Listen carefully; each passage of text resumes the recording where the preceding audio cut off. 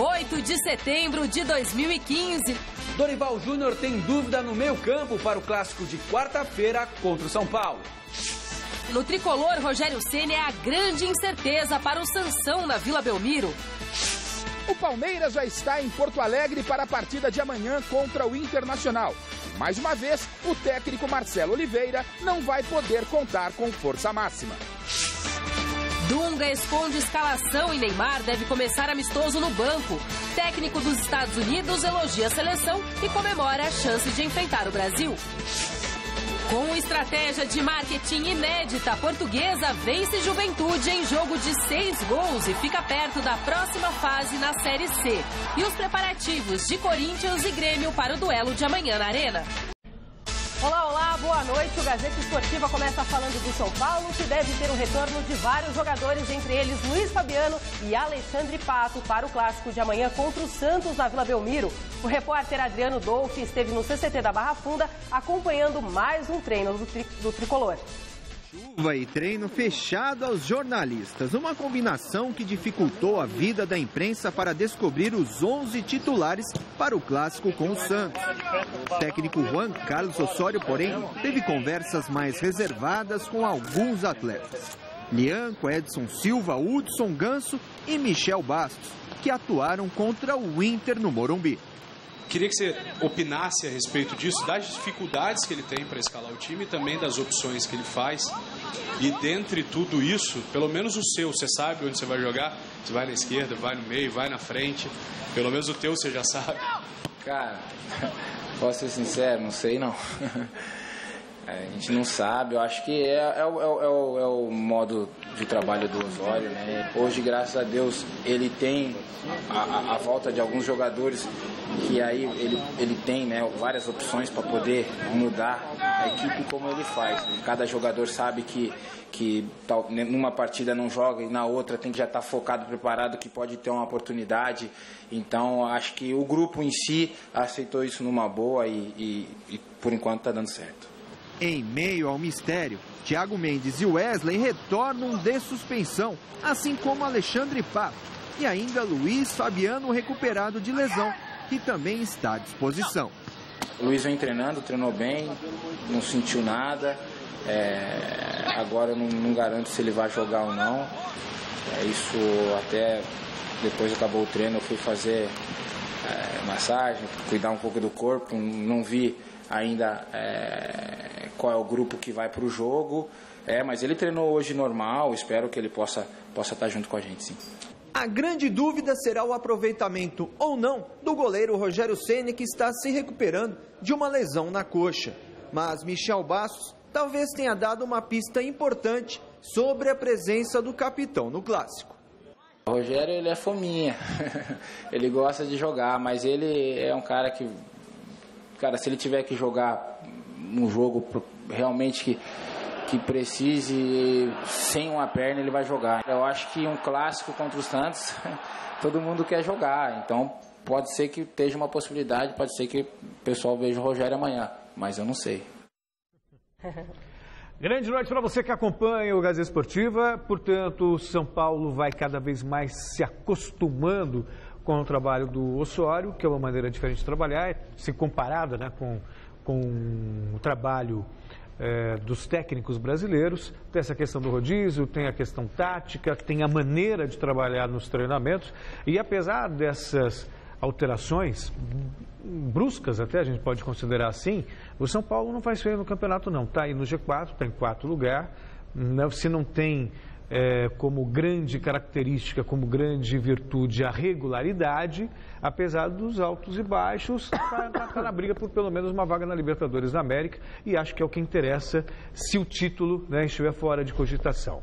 Não é um prêmio de consolação, acho que é um objetivo claro. Obviamente todo mundo quer ser campeão, mas se terminar a temporada com uma vaguinha no torneio continental, Chico, representa mais renda, representa mais dinheiro e representa também mais prestígio para o clube. Eu acho que é um bom negócio, eu acho que é digno, digamos assim. Pois não, Celso, boa noite. legal que você está de volta das férias, Eu que agradeço, Chico. Obrigado. Seja bem-vindo. Boa noite, Anitta. Boa noite a todos vocês. Eu acredito o seguinte, São Paulo tem que ser visto por dois aspectos, o aspecto político e o aspecto futebolístico, né? Política do São Paulo é que está complicando um pouco esse outro lado, que é o lado futebolístico. Às vezes o lado futebolístico complica um pouco a política, mas aí não, é o contrário. Dessa vez a política dentro do clube, não é a política de Brasília, né? É a política dentro do clube que está prejudicando muito o trabalho que está sendo desenvolvido pelo Osório no São Paulo. No Mesa Redonda, no domingo passado, nós deixamos muito claro isso aí. E ficou evidente que tem conselheiro querendo ensinar o Osório a trabalhar. E não é por aí, né? Não é por aí. É evidente que não. Tem todo um departamento de futebol, tem toda vamos dizer assim, uma organização que cuida do futebol de São Paulo há anos, e essa organização já chegou a ser exemplar, já chegou a ser um motivo vamos dizer assim, de orgulho do futebol brasileiro, né? Era o Vasco, por incrível que pareça, hoje está uma baba, mas já foi o Vasco como escola de futebol, já foi o Inter, já foi o Grêmio, já foi o Cruzeiro, já foi o Atlético. O São Paulo pegou uma fase enorme, né, mostrando como se organiza o futebol e como se faziam craques para o mundo, né? E de repente isso parou. Parou por quê? Porque houve uma cisão violenta depois que saiu o Juvenal Juvencio, ele ajudou a eleger o Carlos Miguel, mas o clube entrou num problema político que, na meu modo de ver, vai ser resolvido a longo prazo, a curto prazo não envolve. Então isso vai atrapalhar muito o trabalho desse senhor aí que está correndo em campo, né? Que, coitado, não são os 8 ou 9 jogadores que eles venderam, que estavam nos planos dele, que estão atrapalhando ele. É a política que está atrapalhando ele. O cara mandou o WhatsApp descobriu o telefone dele, mandou o WhatsApp ofendendo, dizendo como tem que jogar. Aí ele quase saiu do clube. Quer dizer, isso que está prejudicando. Porque ele já é estrangeiro, já está num país que ele não conhece direito. São Paulo é uma megalópole, né? Eu estou aqui, moro aqui desde que nasci, 61 anos, e você falar para mim em certos lugares, tem que procurar aqui no celular, né? Porque eu não sei como chegar lá. Você imagina o Osório, que chegou de Caracas, que é uma cidade parecida com São Paulo, mas... Medellín. Medellín, que é uma cidade até que industrializada, tá? Mas não dá para comparar com São Paulo. Tem 3, 4 milhões de habitantes aqui, tem 8, 12 milhões, é gente pra caramba. E ruas pra caramba também. Uma cidade cheia de montanha, desce e sobe, é complicado. E ele não fala direito português, aí complica mais. Aí tem a adaptação da família, mas ele está se dando bem. Agora, é fundamental que os dirigentes do São Paulo parem de encher o saco do cara. Ele tem que trabalhar. O trabalho dele já não é fácil, que ele pegou um time em formação no meio do campeonato, mais ou menos que nem o Tite fez. O Tite conseguiu acertar, mas fala português, está no Corinthians, conhece tudo do Corinthians, e os dirigentes do Corinthians lá não piam no trabalho do Tite, agora aí estão piando. E isso que está atrapalhando e muito o São Paulo nesse começo. Senão era para estar lá no lugar do Atlético, tinha deixado o Grêmio para trás. O São Paulo estava lá embaixo, muito longe. E quero dar um abraço no Michel Bastos. Como joga bola esse Michel, né? Onde você põe ele joga, um negócio impressionante. Um dia vai pro gol, Michel. Vamos ver se você joga bem lá. 12 jogos sem derrotas, 9 deles pelo Brasileirão e 3 pela Copa do Brasil. É nesse retrospecto que o Santos aposta em mais uma vitória para seguir na briga por uma vaga no G4. A reportagem é do Fernando Gavini. Na véspera do clássico contra o São Paulo, o técnico Dorival Júnior comandou um treino fechado para a imprensa aqui no CT Rei Pelé. Os jornalistas só puderam acompanhar e registrar imagens do aquecimento. Logo depois, todos tiveram que deixar o local. Antes da atividade, o volante Renato participou da entrevista coletiva e falou sobre o clássico de quarta-feira contra o São Paulo. Nós jogamos já contra eles no primeiro turno, a gente sabe da dificuldade que é. Jogamos também, enfrentamos no Paulista, tivemos dificuldade aqui na Vila. Então vai ser um jogo onde as duas equipes gostam de estar com a bola, né? A gente sabe que o São Paulo também tem um ataque muito rápido. Eu acho que quem errar menos nesse jogo e aproveitar as oportunidades, com certeza vai sair vitorioso. A única dúvida para enfrentar o São Paulo está no meio-campo. O Santos tem 2 desfalques: Lucas Lima, que está na seleção brasileira, e Geovânio, machucado. Para seus lugares, um está definido: Marquinhos Gabriel, que foi titular nas últimas partidas e jogou bem. Para a outra posição, Dorival Júnior tem 2 opções: Neto Berola, que foi titular contra o Cruzeiro e contra a Chapecoense, e Rafael Longini, que jogou contra o Sport. Do CT Rei Pelé em Santos, Fernando Gavini. E gozado, né, Celso, que se você pegar o Santos também passou por problemas políticos parecidos. Né? Saiu a turma do Laor, né? E entrou a turma ligada ao Marcelo Teixeira. E parece que aí houve um acordo, pelo menos tiveram que vender vários jogadores para poder pagar, né? O Arouca foi embora, muita gente foi embora, o Aranha, goleiro que está no Palmeiras, ninguém sabe, mas o Aranha é reserva do Praz. Né? Muita gente não sabe, porque o Aranha não joga, né? Mas é reserva do Praz e estava no Santos. Então, o Santos resolveu o problema político, ou pelo menos está sob controle. E isso aí é um grande passo, como está sob controle no Corinthians também. E isso ajuda muito. Você vê que o Santos subiu bastante produção porque deixaram o Dorival trabalhar. E o Dorival trabalhando é outra coisa, né? Porque o Dorival sabe trabalhar e bastante, quando não tem ingerência política. Ah, mas por que o Dorival, ano passado, não fez uma boa campanha no Palmeiras? Porque tinha ingerência política. Então o Dorival, quando você deixa de trabalhar sozinho lá, sem ninguém encher a paciência, ele sai muito bem. Né, fazendo o trabalho dele, porque ele conhece futebol, foi jogador e jogava bem, marcava bem, fazia gol de cabeça e tal, e está passando isso para os garotos, consertou a defesa. Santos e São Paulo, sem dúvida nenhuma, os dois times, no meu modo de ver, estão em ascensão. O São Paulo nem tanto, mas o Santos sim. O Santos está em ascensão, ficou sem o Lucas Lima, aí deve jogar sem o Lucas Lima também, e tem jogado bem. Né? Tem jogado bem. Mas também tem sido ajudado pelo apito, viu? Também tem sido ajudado pelo apito. Esse gol do Ricardo Oliveira foi uma vergonha. O pênalti em cima do Lucas Lima, o Lucas Lima bateu o pênalti acho que até quis chutar para fora, mas acertou dentro do gol, porque não tinha jeito. Quer dizer, está sendo muito ajudado o Santos pela arbitragem. Essa é a grande verdade. São Paulo não está, mas o Santos está. O Santos contraria um pouco as previsões feitas no início do ano. Eu também, aqui tem muito santista que não engole muito não ter feito uma previsão muito catastrófica do futuro do Santos nessa temporada. E aí o Campeonato Paulista, que obviamente não serve como referência, mas o Santos acabou vencendo, começou mal o Campeonato Brasileiro, lutando ali para sair da zona do rebaixamento. Eu me recordo muito bem que um dos méritos do Dorival Júnior é justamente a confiança nesse elenco. Eu me recordo que o Santos perdeu para o Palmeiras lá no Allianz Parque. Havia um clima muito ruim e ele foi taxativo naquela entrevista coletiva. Ele disse, eu acredito no futebol desses meninos, a gente perdeu o jogo, mas eu acredito que a gente vai sair dessa. Ou seja, está ali na zona intermediária, que é onde a gente imaginava o Santos nesse Campeonato Brasileiro, mas com possibilidades até de sonhar com briga pela Libertadores da América. Porque é um jogo de 6 pontos. Exatamente, acho que dá para sonhar com isso. Seria um lucro enorme para o Santos, levando em consideração tudo aquilo que você falou, problemas financeiros, perda de jogadores importantes. Quer dizer, o Santos no meio do caminho foi tentando se acertar e os resultados estão acontecendo.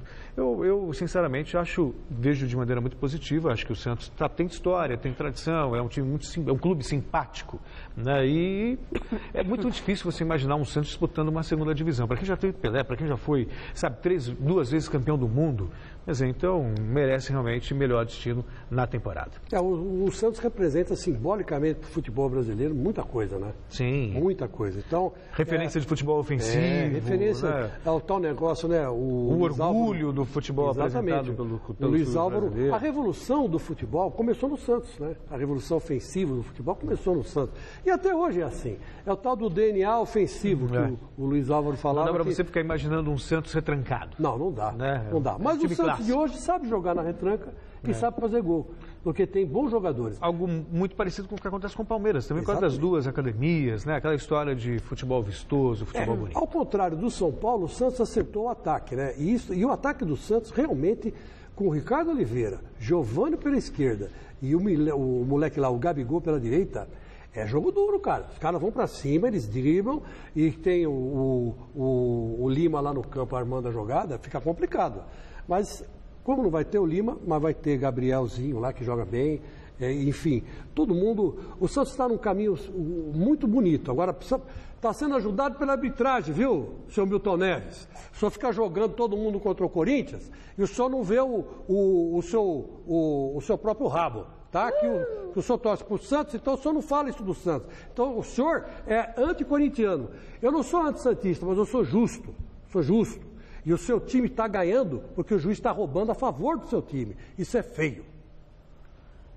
E você vote na enquete que está no ar no site GazetaEsportiva.net. A gente quer saber o seguinte: qual vai ser o resultado do Sansão? Vence o Peixe, dá empate ou o São Paulo fica com estes 3 pontos? Acesse o nosso site, vote. O resultado eu dou no final do programa de quarta-feira, que é o dia do jogo mais conhecido como amanhã. O Celso ontem falou Santos. Mantenho o meu palpite. Mantém, não mudou de ideia nesse meio tempo. Chico, vai dar Santos ou vai dar São Paulo ou vai dar empate? Olha, um jogo bastante equilibrado, viu? Bastante equilibrado.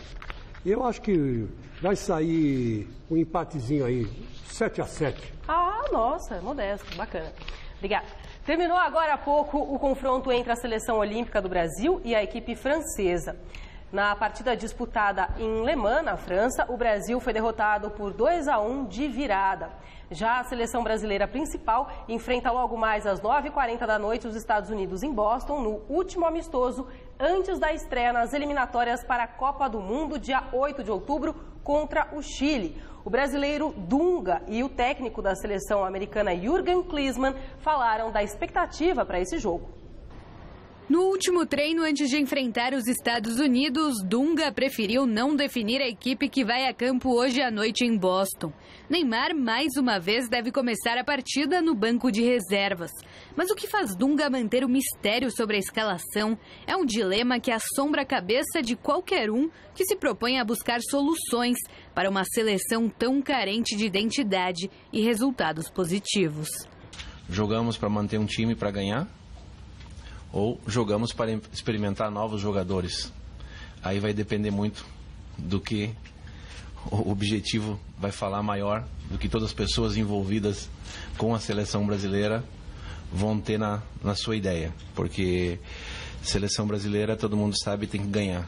Então as pessoas falam muito que tem que observar, tem que colocar outros jogadores, mas somando tudo isso, depois no final vai pontuar em cima do resultado. Então essas algumas questões que nós vamos decidir internamente, vamos conversar para tomar a decisão. Para o técnico dos Estados Unidos, o alemão Jürgen Klinsmann, o amistoso contra o Brasil é um belo teste antes do confronto contra o México, válido pelas eliminatórias da CONCACAF. É uma ótima oportunidade de jogar contra um time tão bom como o Brasil, além de usar os melhores jogadores do mundo como referência.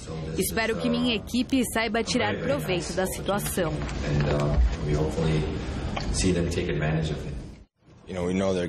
Sabemos que se trata de um grande time, um dos maiores países do mundo. Um jogo contra o Brasil sempre apresenta muitos desafios, mas também é muito estimulante. Não é todo dia que enfrentamos uma equipe com tanto prestígio. Vai ser um jogo difícil, mas estamos animados. Já foi a época que a seleção norte-americana era uma espécie de saco de pancadas, né? O futebol nunca foi muito tradicional nos Estados Unidos. Teve um período fértil nos anos 70, quando tinha o Cosmos, Pelé, um monte de estrela internacional jogando por lá. Depois a coisa arrefeceu e agora voltou a crescer. E basta observar o que os Estados Unidos têm feito nas últimas Copas do Mundo, especialmente na última do Brasil. Eu continuo com a mesma ideia de que talvez na próxima Copa ou daqui 2 Copas, pelo menos a seleção norte-americana vai estar brigando pelo título de campeão mundial. Eu não tenho a menor dúvida em relação a isso. É um trabalho a longo prazo, o Klinsmann já está há muito tempo fazendo esse trabalho. Taticamente é uma seleção muito bem postada, não tem tantos valores individuais assim, mas futebol também é conjunto. Muitas vezes o bom conjunto sobrepõe um time com boas estrelas, mas sem o devido entrosamento, que não é nem o caso da seleção brasileira. Historicamente, a gente podia montar aí 3 seleções, 3 times assim de altíssimo nível. Hoje, para você montar um time bom, já é difícil. Eu vejo a seleção brasileira com um time bom, apenas isso, nada demais. Você tem razão, o futebol americano realmente tem crescido. E tem crescido, eu não digo até pelos jogadores, porque os jogadores têm muita influência ainda irlandesa, inglesa, tem uma descendência italiana, mas o público que está indo aos estádios prestigiar o futebol americano, o soccer, né, vamos dizer assim, são os latinos, né? Aliás, o Obama, depois desse acordo com Cuba, deixou claro que os latinos hoje são a grande mão de obra dos Estados Unidos, né? Estão construindo os Estados Unidos. E o americano pode ser tudo, mas não é injusto. Se está dando lucro, ou está dando mais dinheiro, está gerando mais capital, não tenha dúvida que eles vão tratar muito bem. E é o que ele está fazendo. Então, o público latino é que está dando uma força para o futebol americano. E por jogo, a média do público do futebol americano por jogo é 65 mil pessoas, cara. 65 mil pessoas, gente pra caramba. A média por jogo, um campeonato que aqui entre nós, como você falou aí, é um campeonato meio chinfrim, né? Meio chinfrinzinho. Mas tem muito público e os caras vão, prestigiam, tem dinheiro, gastam, compram cachorro quente, tomam cerveja. É uma baixaria, com batata, né? Essas coisas que o americano adora fazer, né? Eles estão fazendo, então estão carregando os Estados Unidos. Não vai ser muito fácil a seleção ganhar desse time americano, não. É um jogo difícil demais. De todos os testes aí, esse é um dos piores que tem. E aqui entre nós, se a gente tomar o último jogo como base, né, a gente só pode achar que a seleção americana hoje é super favorita contra o Brasil. Vamos ver se o Neymar joga, né? Tá todo esse mistério aí, mas acho que hoje não pode bobear muito, não. Senão leva um saco lá dos americanos. Alguém arrisca um placar, Chico? Você arrisca um placar? Olha, eu vou dizer uma coisa para você. Pelo que eu vi e tenho visto, estou falando em termos de futebol, que a CBF também está em crise, né? Uhum. O Marinho está preso, né? O Marco Polo Leonardo está refugiado em algum lugar do Brasil, que não tem extradição para os Estados Unidos. Isso tudo abala a estrutura. Não vem dizer para mim que não abala, porque abala. Né? Pô, você fala, os donos do negócio estão, o pessoal lá da alta está todo em cana, né? Um não quer sair do Brasil para não ser preso, evidentemente que fica complicado para o Brasil. Eu acho que os Estados Unidos hoje é o favorito e deve ganhar a seleção por 3-1. Beleza. Celso, quer palpitar? Não? Tá bom. Obrigada, viu? De nada. Volte sempre. Um por todos, todos por um. Foi com esse espírito que a Portuguesa, dentro de campo, venceu o Juventude e fora dele se mobilizou para superar as dificuldades e continuar na luta para conseguir uma vaga na próxima fase do Campeonato Brasileiro da Série C. A reportagem é do Felipe Esboril. Nem mesmo a disputa acirrada por uma vaga na Série B motivou o torcedor da Luz a ir ao estádio na noite da última segunda-feira. Na reta final da Série C, o amor do torcedor está em outra parte, na camisa do time. Para esse jogo contra o Juventude, a diretoria de marketing da Portuguesa quebrou um verdadeiro recorde. 38 empresas irão estampar a marca na camisa dos jogadores. Claro, para ajudar a pagar a folha salarial do elenco. Eu acho maravilhoso. É um case do marketing de muito sucesso. Já saiu em mais de 18 países, né, reportagens a respeito disso, porque isso nunca aconteceu em nenhum time, de nenhuma série, de nenhum país do mundo. Então, isso saindo aqui de dentro da Portuguesa me orgulha muito e eu quero agradecer a toda a coletividade portuguesa que abraçou a causa e começaram junto com a Portuguesa esse projeto. Todas as 20 camisas dos atletas relacionados são expostas com orgulho antes do início da partida. Uma vitória que pode incentivar muito diretorias de times grandes que não conseguem sequer uma empresa para patrocinar o futebol. A situação da Portuguesa hoje precisava do quê? Dinheiro para cumprir as obrigações com jogadores e funcionários. E o que nós fizemos? Chegamos a um valor e atrás desse valor é que nós fomos em busca e começamos com as panificadoras pensando em algo maior para frente, que hoje está acontecendo, graças a Deus. E olha que essa grana parece ter dado sorte. Logo no comecinho do jogo, ainda meio sem jeito, Queiroz bateu forte, sem chances para o goleiro Elias e para a alegria da galera no Canindé. A bobeira ainda veio no primeiro tempo, cruzamento perfeito na cabeça de Zulu. É o empate do time gaúcho. No segundo tempo, a esperança voltou ao coração português. Cobrança de escanteio, após desvio, Renan estufou a rede e correu para o abraço. Para mim, gol é que nem aniversário, só um por ano. Esse ano, por acaso, já fiz 2, né? Um no clube que eu estava anteriormente, o São Bento, no Paulista, e agora aqui na Portuguesa, entendeu? E acabei até sei lá, não sei comemorar gol, né, Hugo? O time se desesperou ao tomar mais um. Passe de Paulo Baier e Kelvin acabou com a festa que estava se armando no Canindé. Só que a coisa se reverteu. Jogada pela direita, a bola desviou no braço do zagueiro do Juventude e Hugo aproveitou.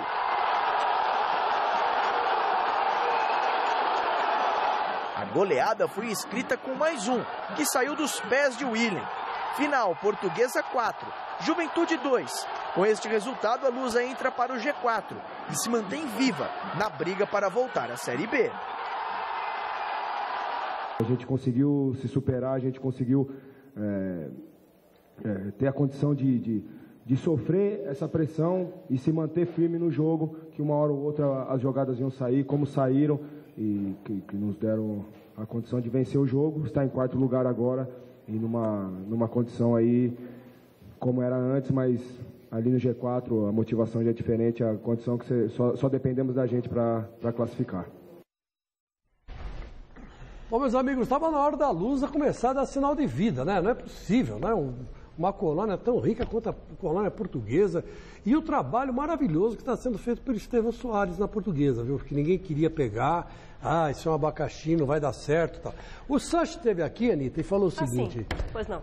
A Portuguesa só tem um jeito, vende o Canindé, paga as dívidas e aluga o Pacaembu e joga no Pacaembu. É tão simples, é simples resolver o problema da Portuguesa. Não sei se é tão simples assim, mas pelo menos, o que o cara vai fazer com o Canindé?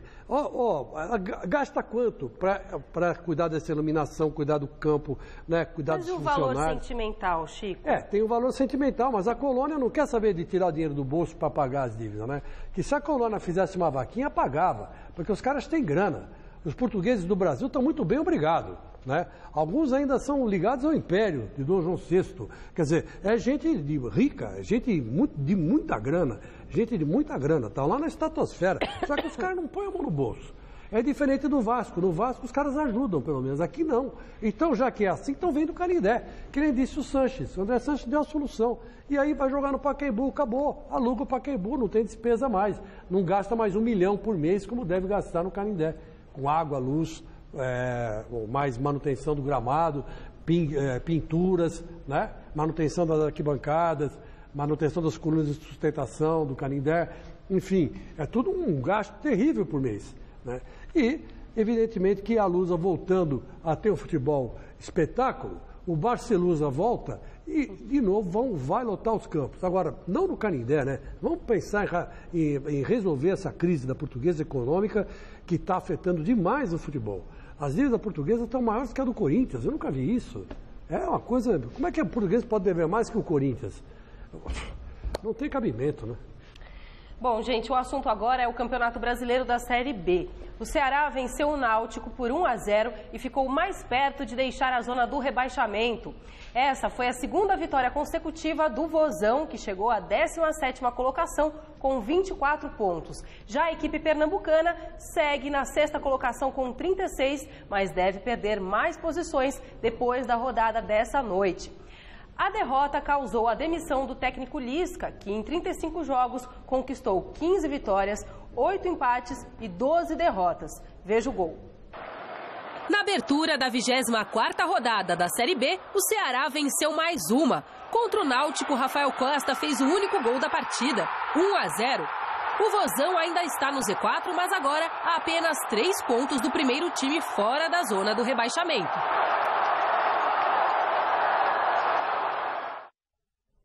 A Série B já teve bola rolando nesta terça-feira. O América Mineiro venceu o Sampaio Corrêa em São Luís do Maranhão por 2-0. Confira os confrontos dessa noite. 6 partidas começam daqui a pouquinho, às 7 horas. O Bahia vai receber o Macaé na Arena Fonte Nova. No Engenhão tem Botafogo e Paraná. Bragantino e ABC jogam em Bragança Paulista. O Boa Esporte enfrenta o Mogi Mirim em Varginha.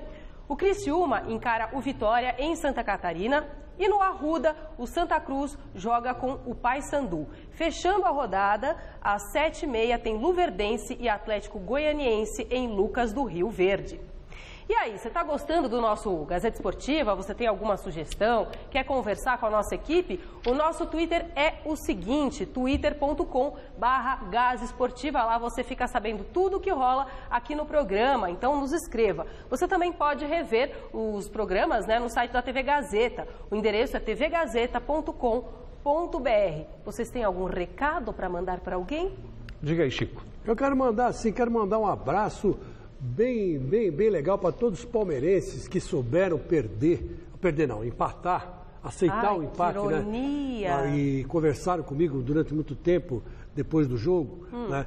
O Alberto Luchetti, o Luiz Aluciato Neto, né? Enfim, todos aqueles palmeirenses de coração, né? Que estão aí acreditando que o Palmeiras vai ser campeão da Copa do Brasil. Inclusive o Laércio Benck também acha que o Palmeiras vai ganhar a Copa do Brasil. E entre nós aqui, seria ótimo se o Palmeiras ganhasse a Copa do Brasil, porque teríamos um adversário à altura na Libertadores do ano que vem. Teríamos, eu quero dizer, o Corinthians. Claro. Teríamos nós, Corinthians... Nós compreendemos completamente. Um adversário à altura, porque esse São Paulo aí eu não sei não. Esse ano aqui não tem não. Não tem esse negócio de pontapé por trás do Sheik. Hoje, esse ano aqui o buraco é mais embaixo, viu? Esse jogo que o São Paulo ganhou com o 2 na Libertadores foi um dos jogos mais sem vergonhas que eu vi um árbitro apitar. Aquela falta do Sheik expulsar o Sheik, tiraram o Sheik do jogo contra o Guarani do Paraguai, né? E você vê o Sheik hoje, se não fosse o Sheik no Flamengo, o Flamengo estava roubado, porque o Guerreiro não joga, só joga ele. Ele foi julgado hoje, né? Barba, tem notícias? Depois eu vou olhar o que aconteceu com ele. O Sheik, por aquele palavrão que ele falou, lembra? Que é melhor nem citar.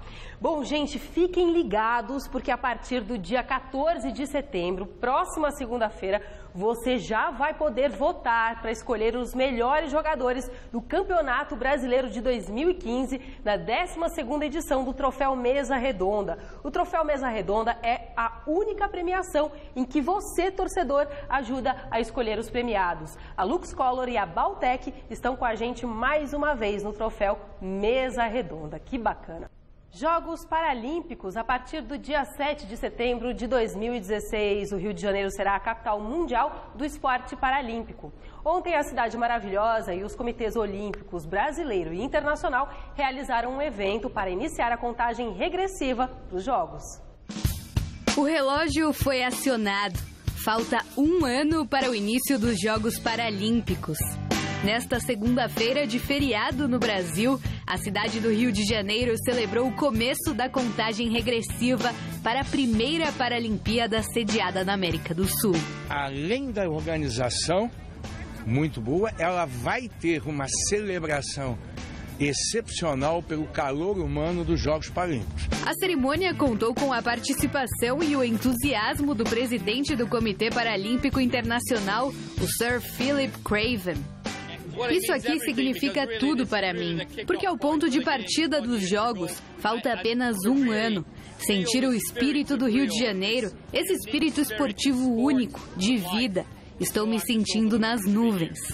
E os cariocas ainda puderam conferir demonstrações de diversas modalidades paralímpicas, como vôlei sentado e uma partida de futebol de 5 para deficientes visuais entre Brasil e Argentina.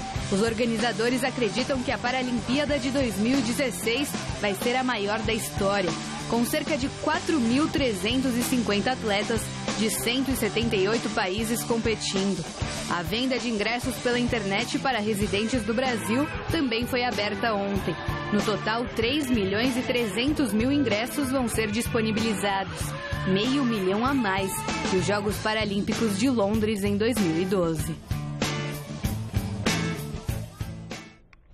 Vice-líder do Brasileirão, o Atlético Mineiro ganhou ânimo na competição ao ver a distância para o primeiro colocado Corinthians diminuir. Amanhã o Galo recebe o Avaí na Arena Independência e o lateral, Marcos Rocha, comentou o duelo. A gente tem que ir jogo a jogo. A gente sabe que eles têm uma vantagem de 5 pontos, uma vantagem boa. E a gente tem que fazer o nosso papel dentro de casa, fora de casa.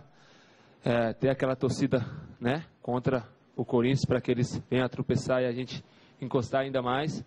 Temos que tomar cuidado também, que o Grêmio vem logo atrás, com um ponto de diferença.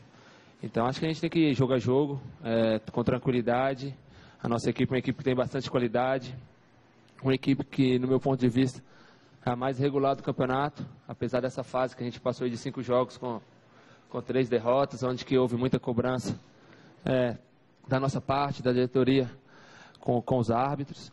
Mas acho que esquecer essa parte e fazer nosso papel dentro de campo, que assim a gente vai conseguir ultrapassar o Corinthians. Mas vale sim a secada. Tenho certeza também que eles de lá estão secando a gente também para a gente tropeçar. Então, fazendo a nossa parte e no finalzinho, a gente sempre ouve a torcida comemorando, vibrando ali. A gente sabe que saiu o gol do adversário que está jogando contra o Corinthians. Tem muito campeonato ainda pela frente, né, Chico? Mas me parece mesmo que a briga pelo título ela está entre Atlético, Corinthians e o Grêmio. Acho que esse jogo do Corinthians com o Grêmio, a gente vai falar sobre esse jogo daqui a pouquinho, ele é de fundamental importância para você poder jogo fazer... de 1000 pontos, né? para você poder fazer um prognóstico. Vamos imaginar que, de repente, o Corinthians tropece, né? E aí o Atlético Mineiro pode diminuir para 2. Tem um jogo teoricamente fácil com o Avaí, é favorito. Apesar que o Avaí já arrancou pontos de muita gente fora de casa, do próprio São Paulo, tal, não é... Como diria aquele famoso locutor, não é um time bobo do futebol, não existe um time bobo do futebol. De qualquer forma, o Atlético é favorito, tende a fazer os 3 pontos. E você imaginar um empate entre Corinthians e Grêmio, até mesmo a vitória do Grêmio, sabe? Eu não acho nenhum absurdo, não, o que colocaria fogo nessa briga. Agora, se o Corinthians cumprir com o papel dele, né? Eu só acho o seguinte, Celso, o raciocínio seu é um raciocínio lógico. Porque veja só, podem ser 2 pontos para o Atlético e 3 para o Grêmio de diferença. A diferença já foi de 7, né? Já foi de 7, mas caiu para 5, não caiu muito, se eu separar um pouco. Mas dependendo dos resultados de amanhã. E a próxima rodada não é decisiva para o Corinthians perder a liderança também, o Corinthians continua líder. Então, a gente tem que levar em consideração o seguinte, que o Atlético tem que parar de reclamar de arbitragem, porque ninguém está prejudicando o Atlético. Essa que é a verdade. Os jogadores reclamam de arbitragem, entram na dos dirigentes e esquecem de jogar bola. Enquanto o Atlético só se preocupava em jogar bola, era pau a pau, Corinthians e Atlético. O Atlético passava o Corinthians passava o Atlético. Aliás, o Corinthians não passava o Atlético de jeito nenhum, porque o Atlético sempre ganhava. E aí começou a chiadeira. Não, porque estão roubando para o Corinthians, estão roubando para o Corinthians. Aí o jogador arruma desculpa para ele mesmo jogar mal. E aí joga mal. Esse que é o negócio. Os caras faltam um pouco, sabe, de raciocínio lógico para o dirigente de futebol. Tem certas coisas que você discute entre 4 paredes, entre os dirigentes. E não pode passar para o elenco e para o técnico. Entendeu? Não pode fazer isso. E foi o que aconteceu. Passaram uma insegurança, a teoria da conspiração, para justificar os próprios erros do Atlético. E aí o Atlético começou a cair de produção e perder jogos bobos. O Corinthians não, o Corinthians foi embora. E conseguiu um excelente resultado de 3-3 agora contra o Palmeiras, que é quase uma vitória. Saiu 3 vezes atrás do Palmeiras, levou 3 gols do Palmeiras na arena do Palmeiras e empatou. Quer dizer, praticamente uma vitória, na verdade. Por quê? Porque os jogadores do Corinthians não estão pressionados pela diretoria. E a diretoria não está arrumando desculpa nenhuma. Pelo contrário, está deixando eles à vontade. A diretoria do Atlético é que se perdeu e passou a insegurança para o elenco. Então o elenco tem que recuperar essa confiança, né? Ganhar do Avaí e continuar jogando o futebol que o Atlético tem, que é muito bom. E o senhor Levir Coupe, com todo respeito, nossa, acompanho o Levir há anos, né? Mas ele também dizer que estava jogando a toalha porque o Corinthians comprou o campeonato, tem a dó, né? Virando o primeiro para o segundo turno. Espera aí, Levir Coupe, você agora deu uma de, né? Dizer Mané, né? Uma declaração idiota essa, não existe isso, né? Não existe isso. Isso é uma desculpa para você mesmo que você está arrumando. O Palmeiras não começou muito bem o retorno do Campeonato Brasileiro, mas continua sendo uma das equipes que ronda ali o G4 da Série A. O compromisso dessa quarta-feira é contra o Internacional no Beira-Rio e o técnico Marcelo Oliveira terá uma série de desfalques para escalar o Verdão. Tanto é que a lista de relacionados teve novidades vindas das categorias de base. A reportagem é do Osmar Garrafa. O empate com o Corinthians no final de semana não deixou o Palmeiras tão distante do G4. Neste momento, apenas 3 pontos separam a equipe do técnico Marcelo Oliveira do tricolor, que é o 4º colocado na classificação geral.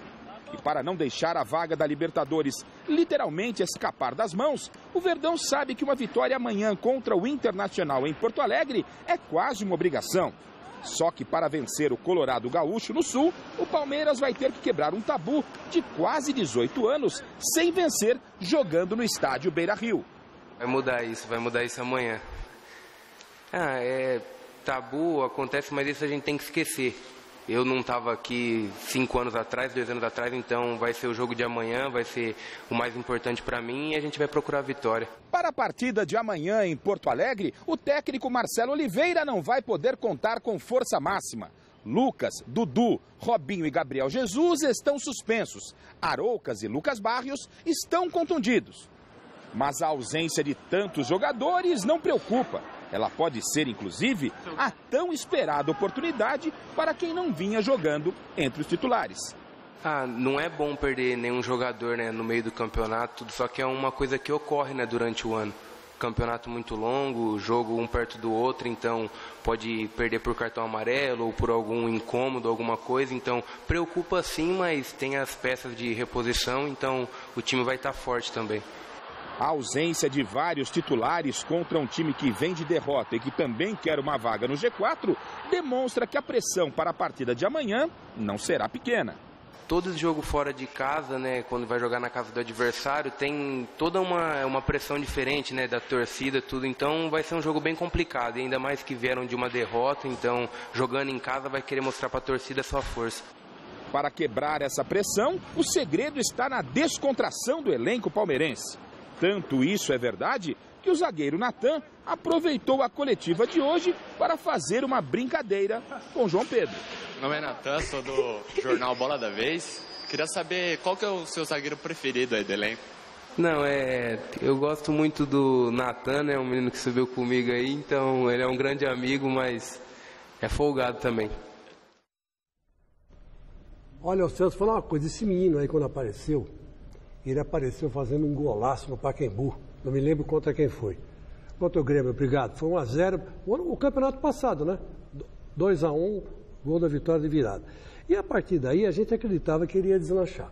Mas aí houve todos esses problemas que passou o Palmeiras e tal. Agora ele está começando a ser relançado pelo nosso querido o Marcelo Oliveira, que sabe muito bem a hora certa de lançar os juniores. Ele não está indo bem, mas quando ele se encaixar no time, tem um pouco de paciência, ele vai ser um dos maiores laterais do futebol brasileiro.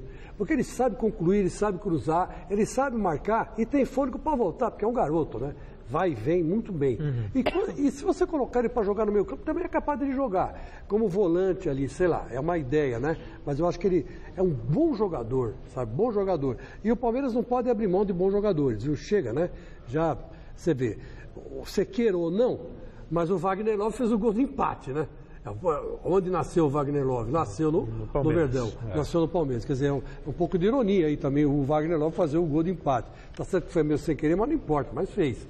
Então você vê, o Palmeiras não pode abrir mão de craques. Então eu espero que saiba valorizar essa juventude toda do João Pedro e também do Gabriel Jesus. Mas tá sabendo sim, Chico, o Palmeiras, na verdade, ele faz um trabalho, que a gente tende sempre a ser muito imediatista e avaliar o trabalho pelo momento, mas o Palmeiras a longo prazo, quer dizer, eu vejo o Palmeiras já no ano que vem, aí sim brigando por título para valer. Claro, pode ser campeão da Copa do Brasil agora, o Campeonato Brasileiro é um pouco mais difícil, mas é um time que no ano que vem, 2016, sem dúvida alguma, vai brigar de igual para igual com qualquer força do futebol brasileiro e vai voltar a ser aquele Palmeiras com o qual a gente se acostumou nos anos 60, 70, um Palmeiras vencedor que depois voltou a ser vencedor na era Parmalat, no início dos anos 90. Bom, gente, hoje, por conta do temporal aqui em São Paulo, a nossa equipe de reportagem ficou presa no trânsito e a gente não conseguiu chegar ao CT Joaquim Grava. Mas o repórter Alexandre Silvestre, que foi antes para o CT corintiano, nos passou aí algumas informações do Alvinegro, que enfrenta amanhã o Grêmio na Arena. E elas são as seguintes. Bruno Henrique e o Wendel serão mesmo desfalques para essa partida. Além deles, o Corinthians não terá Elias com a seleção brasileira, além de Gil e Fagner, que tomaram o terceiro cartão amarelo no derby e estão suspensos. Por isso, o provável Corinthians que vai entrar em campo terá Cássio no gol, Edilson, Edu Dracena, Felipe e Guilherme Arana na defesa, Ralf, Marciel, Jadson e Renato no meio-campo e Malcom e Wagner Love no ataque. Quer falar, Chico Lang? Posso continuar? Tem ainda a entrevista com o Cássio, né? Então, verdade. Vamos falar então. No treino de ontem, o goleiro Cássio falou sobre o reencontro com o tricolor gaúcho, clube que o revelou para o futebol. Ele também falou sobre a importância da partida, já que as duas equipes estão bem próximas na tabela de classificação. Como é que vocês estão tratando esse jogo contra o Grêmio? Então o Grêmio está ali, né? Embora ainda atrás do Atlético, mas não perdeu o Corinthians de vista. Como é que estão tratando esse jogo? É um jogo, vocês acham que é fundamental nas pretensões do título do Corinthians, mais do que os outros, por se tratar do adversário, vamos colocar um adversário direto aí?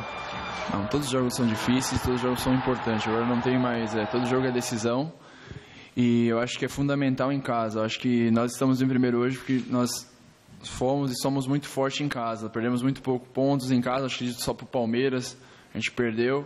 E isso nos gerou uma pontuação muito alta, onde hoje somos líderes. Então, essas duas próximas partidas, o Grêmio e o Chapecoense, o Joinville, nós temos que projetar 6 pontos, se a gente quer almejar buscar o título. Queria que você falasse sobre esse adversário, se é diferente para você enfrentar o Grêmio, é especial, ou depois de tanto tempo já é um rival como outro qualquer? Eu tenho um respeito pelo Grêmio, pelo fato de eu ficar muito tempo lá, e um carinho, tem pessoas que trabalham lá desde o tempo que eu estava lá, então tenho um respeito grande, mas é meu adversário. Hoje a equipe que eu defendo é o Corinthians e vou fazer de tudo para tentar ajudar o Corinthians a vencer o Grêmio. E o Grêmio chegou agora à tarde à capital paulista sem duas peças muito importantes no elenco e também terá 5 desfalques para o jogo. O meia Michael, com problemas na perna esquerda, e o atacante Fernandinho, com dores nas costas, estão fora da partida. Além deles, Luan, Marcelo Groi e Eraso, convocados para as seleções do Brasil e Equador, já estavam fora desse jogo. O zagueiro Jeromel e o lateral Galhardo falaram sobre o confronto de amanhã em Itaquera. O Grêmio sabe que não vai ter vida fácil diante do Corinthians. É complicado porque eles têm um histórico muito forte, são líder não é por acaso, tem um ataque eficiente, meio de campo de muita qualidade, defesa consistente. Então a gente, se quiser alguma coisa, vai ter que lutar, correr bastante. É quase impossível evitar que o duelo entre o líder e o terceiro colocado do campeonato assuma um caráter de final antecipada. Mas para os jogadores do Grêmio, esse tem sido o espírito em todas as partidas do Brasileirão. Eu creio que a gente tem encarado sempre o próximo jogo como o jogo do ano.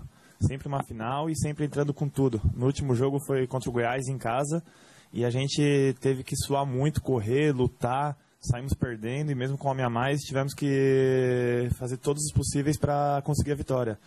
Contra um jogo antes também foi a mesma situação, contra o Figueirense lá foi complicado, e contra o Corinthians, se a gente quiser coisa positiva, que seria 1 ponto ou 3 pontos, a gente vai ter que suar bastante e correr muito para buscar o que é nosso.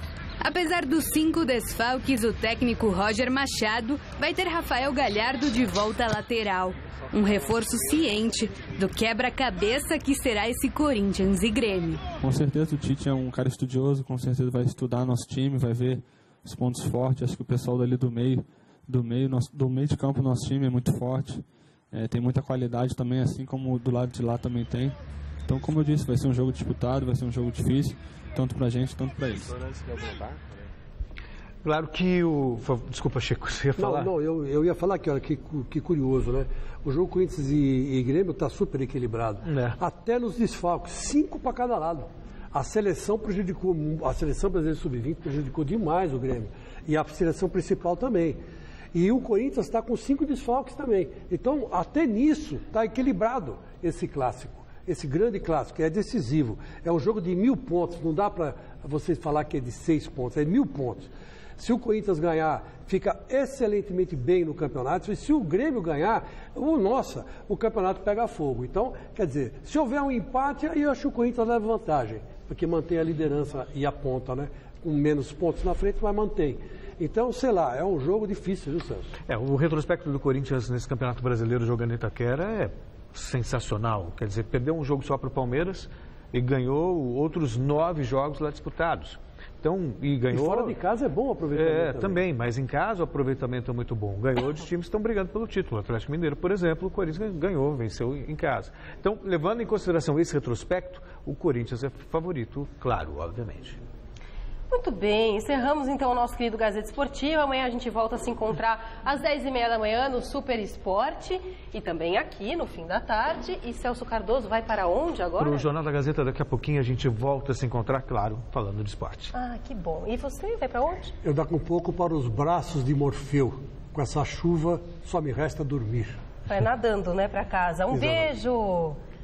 Estela tá voltando de férias, hein, no jornal. Tá bonito.